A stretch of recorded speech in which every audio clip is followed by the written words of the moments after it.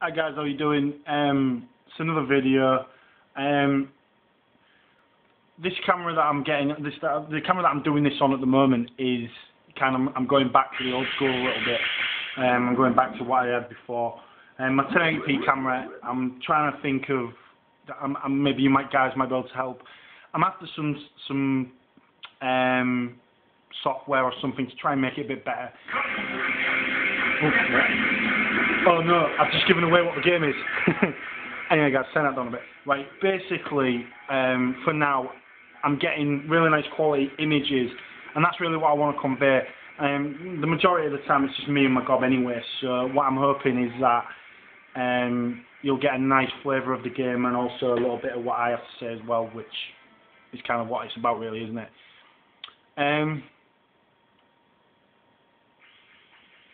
As you can see guys, I'm playing Space Harrier. This is on the Sega Saturn. Seems a bit silly me doing Space Harrier on the Sega Saturn, but I really like this rendition of the game. And I actually love Space Harrier. It's one of my all-time favourite games ever. And every time I play it, I end up playing it for a while. Can't help myself.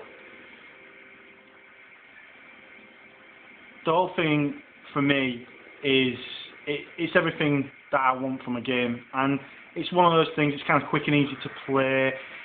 Still, graphically, it's still a bit showy. I mean, obviously, there's tons more better things nowadays, but the way that the graphics are and things like that, the sprite scaling and the techniques used, they're still kind of cool, and they still have a kind of look to them that people notice.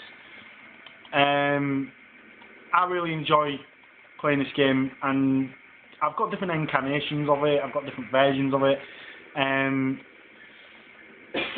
The version, for whatever reason, I mean, I love the 32X version, even though people slammed it because it wasn't a very good showcase of the 32X's capabilities or whatever. I love the 32X version. For whatever reason, I am not quite sure why, I just find this version, I don't know, this is the better version for me. I don't know why. They're almost exactly the same. I get a massive kick out playing this game. Every time I play it, it just reminds me of like happy times and crazy days and stuff like that. And I was really fortunate to play a sit-down kind of step-in cab back in the day. And so I've the full. It almost looked like Afterburner or something, because you had the flight stick type thing, the yoke thing, as they call it. And for me, it was just brilliant. It was just everything that I wanted from a game at that time, and it was exciting and interesting and different.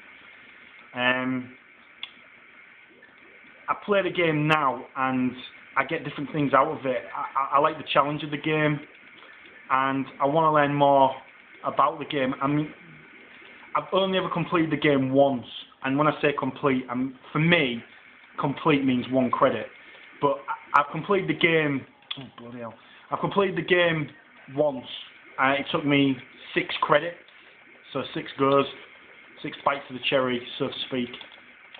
And I did it, and I was really proud of that. Didn't know any of the things I now know.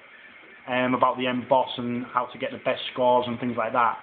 But at the time, I was really pleased with the achievement because, I mean, obviously this was done, it was kind of like a club, like a gentleman's club type thing. Oh no, that means something else these days, doesn't it?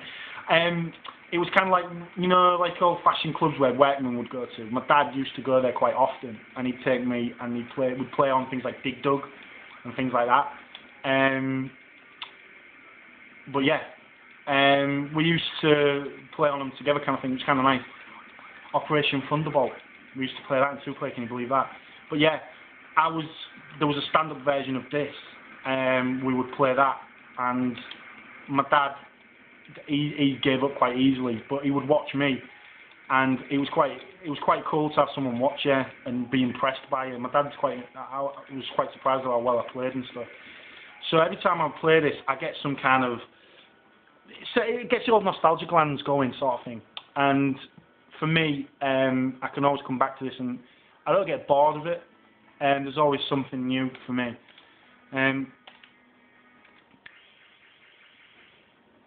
The ideal scenario for me would be to have a proper decent version of this game, like an updated version of this game, maybe even an arcade cab of my own, one day, possibly, maybe.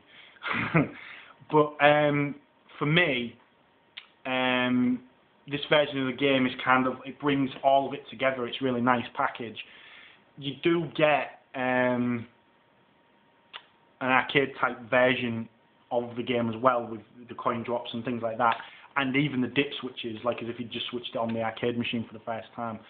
I commented briefly on that on one of Dave Webster's vids for his Galaxy Force on the Saturn, but I'll see if I can show you it. Let's see if I can show you it. As soon as you're on, let's give it a go. So, where are we? Here it is. Right. So, what I've got here, guys, the game's a Japanese version of the game. I've got it on a single disc. So I'm playing it through my action replay. So, when you get the Sega logo coming up, you press AC and start on controller 2. So A and C together. You'll hear a noise that says, "Get ready," like the Harrier guy. And voila, you are now in arcade mode. When you're in arcade mode, if you want to check out the dip switches, X, Y, and Z, and start on the titles on the track screen. Wait for the demo to finish. But yeah, for me, this is really the definitive version. There is a version on the PS2 which is really nicely done. Presentation-wise, it's pretty nice. It was released as part of the Sega Ages 2500 collection. It's nice enough. It just isn't quite the same. Do you know what I mean? It just isn't quite what it is. So here we go. We're on the diagnostic screen now. So the DIPs, the DIP screen as people call it. You can go into it, and it recognises it as an upright game, so there's no motors. But yeah, you can do sound tests, everything that you would do. You can check the screen res and the colours and things like that. Everything that you would do normally on a game when you boot it up on, when you boot up an arcade game. I like this bit. This is impressive. I like this bit. But for me, personally, this game is just what I love this game the most. I mean, there's the Dreamcast version, which is pretty much exactly the same as this anyway, and then there's the version on Dreamcast from the Yo Suzuki arcade collection, which is just this game, but the arcade version of this game. For me, that missed the point slightly.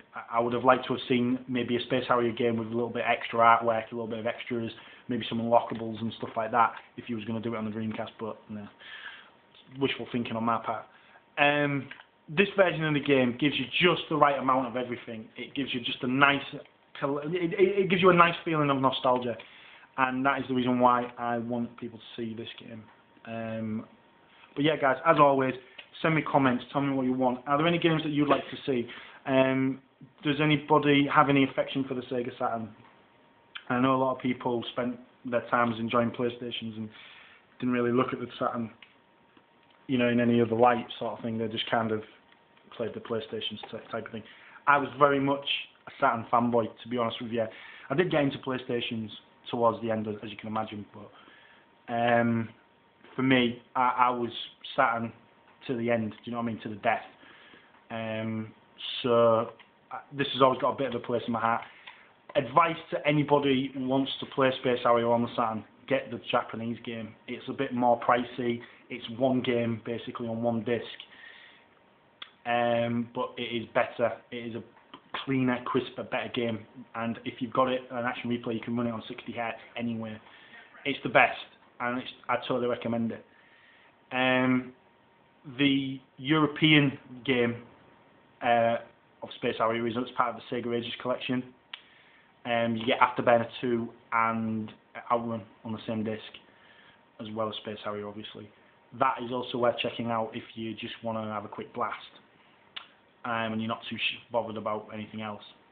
But if you're into games and you want the best, get the Japanese version. It only comes. It's literally one. It's not a collection of games on one disc. It's literally Space Harrier on one disc. But it is truly, truly worth it. And there you go, guys. Have a good one. See you on the next vid.